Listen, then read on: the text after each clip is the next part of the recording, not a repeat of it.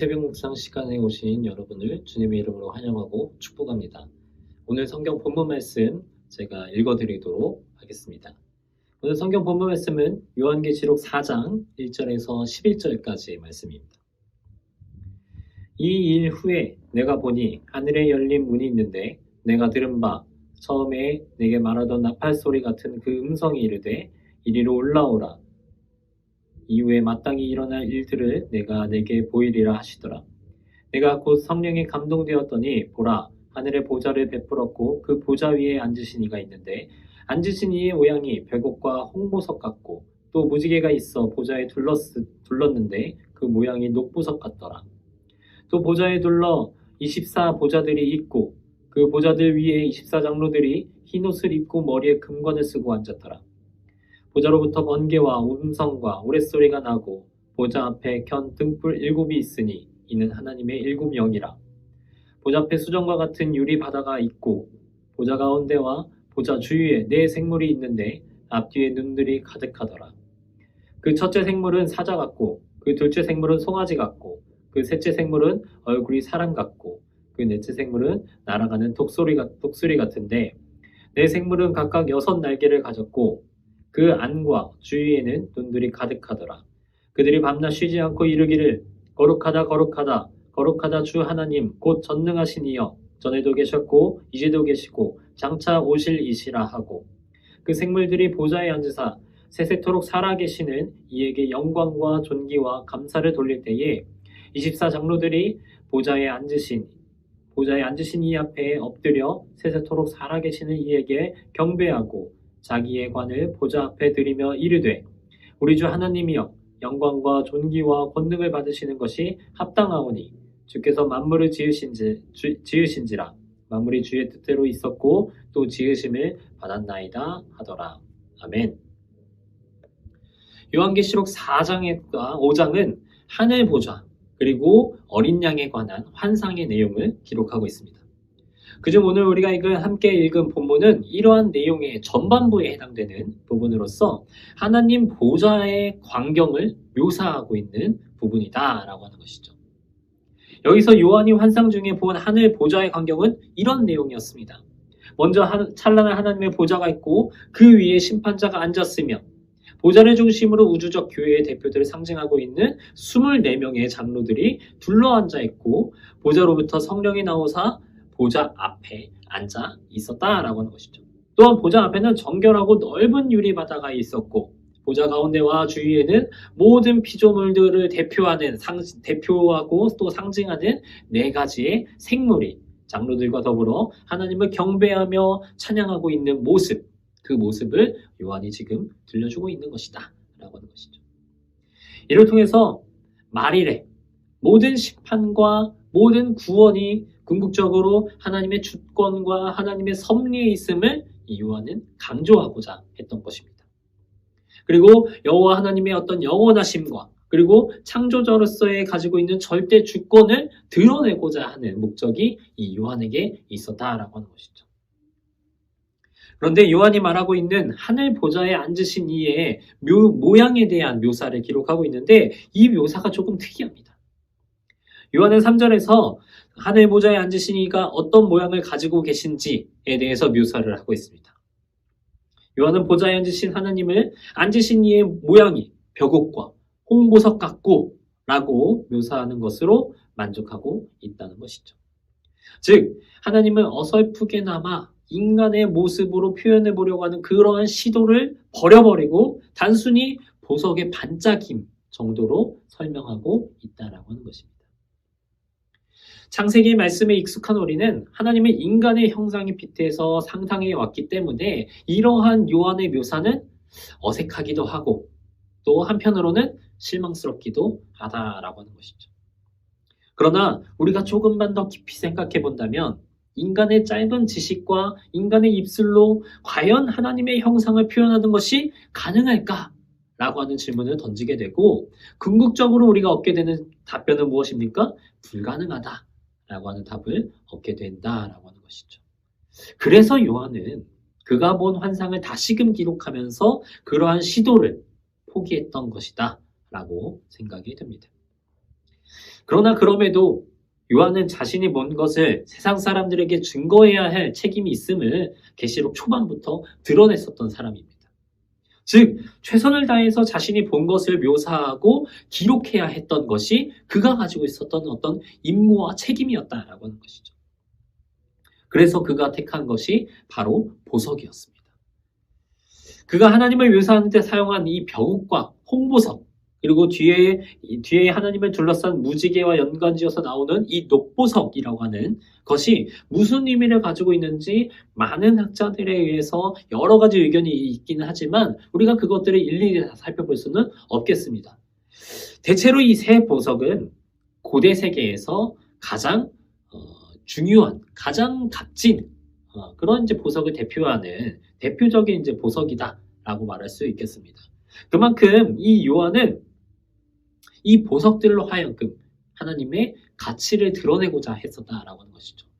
우리가 너무나도 잘 알고 있는 이 플라톤은 그의 책 파이도에서 이 세 가지 보석을 이 보석들의 대표다라고 말할 정도로 이 세 가지 보석이 그 당시에 엄청난 값어치 있는 것임을 우리는 알 수 있다라고 하는 것입니다. 요한은 그만큼 하나님이 귀하시고 누구나 쉽게 번접할 수 없는 분임을 이 보석으로 인한 그 묘사를 통해서 간접적으로 드러내고자 했다라고 하는 것이죠. 또한 우리가 주목해야 할 것은 하나님을 묘사하는 데 사용되었었던 이 벼곡과 홍보석이 우리가 이제 이후에 넘어서 볼 요한계시록 21장을 보면 장차 하늘로부터 임할 새 예루살렘의 성의 기초석으로 언급된다. 즉 요한은 이 벼곡과 홍보석을 통해 하나님께서 장차 임할 그 영광스러운 나라의 근본이 되심을 이 요한계시록을 읽는 독자들에게 알려주고자 했던 것이죠. 어쩌면 요한은 계시록을 읽는 독자들이 개별적인 호기심을 따라서 하나님은 어떤 형상을 가지고 계시는지에 대해서 관심을 가지는 것에 경계심을 불러일으키려고 하는 의도가 있었는지도 모르겠습니다. 직접적으로 환상을 본 요한의 입장에서는 하나님의 모양새보다 하나님의 속성, 그것이 더 중요했다라고 하는 것이죠. 이는 우리에게도 동일하게 적용됩니다. 우리에게 하나님이 어떤 형상으로, 어떤 모습으로 생겼는지는 중요한 문제가 아닙니다. 우리가 하나님에 관하여 먼저 알아야 할 것은 하나님의 형상이 아니라 하나님이 보좌에 앉은 통치자이시자 이 땅의 어떤 불의의 제국을 대신할 하나님 나라의 기초이자 주인이 되신다는 그 사실이 사실상 더 중요한 내용이다라고 하는 것이죠. 우리가 외적인 면에 관심을 가지는 것은 어쩌면 우리가 살고 있는 이 세상이, 세상적인 평가 기준이 우리에게 그것들을 강요하고 있음에 그럴지도 모르겠습니다. 우리가 성화들을 통해서 접해온 예수님의 아름다운 모습, 그러한 모습들이 우리에게 너무나도 각인되어 있습니다. 그러면 우리가 한번 생각을 해봅시다.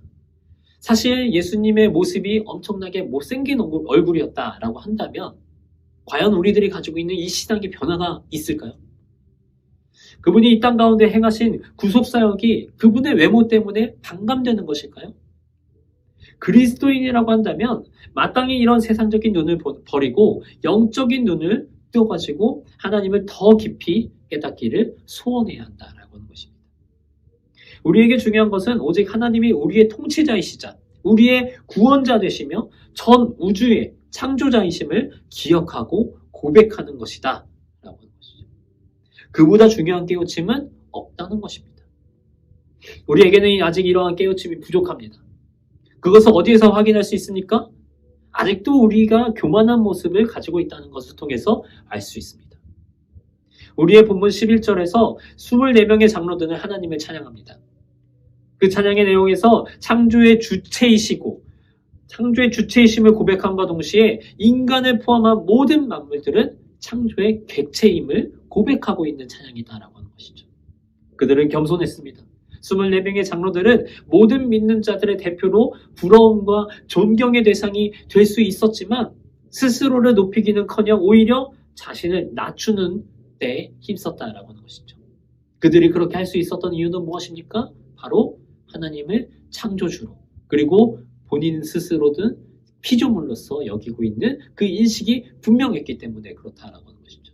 이미 그들의 의식 속에는 자신은 피조물이지만 하나님은 자기를 지으신 창조주라고 하는 생각이 가득했다라고 하는 것입니다. 그렇기 때문에 그들은 겸손할 수 있었다라고 하는 것이죠. 우리는 더욱더 하나님의 속성에 집중해야 합니다. 더욱 하나님의 창조주 되심을 새겨야 하겠습니다. 그러할 때 우리는 진정으로 겸손할 수 있음을 기억해야 한다라고 하는 것이죠. 그리고 그 겸손은 참된 순종으로 우리를 이끌 것이고 그 순종의 기쁨을 누릴 수 있게 만들 것이다 라고 하는 것입니다. 하나님과의 나의 관계 안에서 그분의 속성을 기억하고 나의 유한성을 기억하면서 겸손하게 나아가는 저와 여러분들이 되길 주님의 이름으로 소망합니다. 함께 기도하시겠습니다. 주님, 우리는 우리의 믿음 안에서 중요한 내용보다 우리의 단순한 호기심에 이끌려 부수적인 것에 더 집착적으로 매달리고 있지는 않았는지 뒤돌아봅니다. 요한이 그러하였던 것처럼 환상 속 장로들이 그러하였던 것처럼 우리로 하여금 주님의 속성에 더 집중하게 하시고 그로 인해 주님을 찬양함과 동시에 겸손하게 순종으로 나아가는 우리가 되게 하여 주시옵소서. 감사드리며 예수님의 이름으로 기도드립니다. 아멘. 창조의 아버지 그 섭리 보이사 택하신 세대 일으키어 이 땅을 고치소서. 주의 크신 능력